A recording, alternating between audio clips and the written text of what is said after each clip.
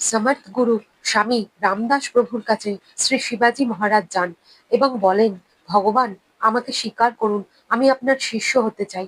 শ্রী রামদাস প্রভু বলেন, খুব পেটে ব্যথা করছে, আমি কথাও বলতে পারছি না, দীক্ষার কথা তোমার সাথে পরে বলবো, পেটের ব্যথায় অত্যন্ত কষ্ট পাচ্ছি।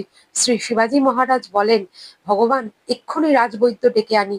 স্বামী রামদাস বলেন, রাজবৈদ্যর দ্বারা হবে না, অনেকবার এইরকম ব্যথা হয়েছে, তখন আমি সিংহীর দুধ খেয়েছি আর ব্যথা চলে গেছে। শিবাজী মহারাজ পূর্ণ আস্থার সাথে গুরু ইচ্ছা ও গুরুর আদেশ পালনের জন্য সময় নষ্ট না করে অরণ্যের মধ্যে প্রবেশ করেন।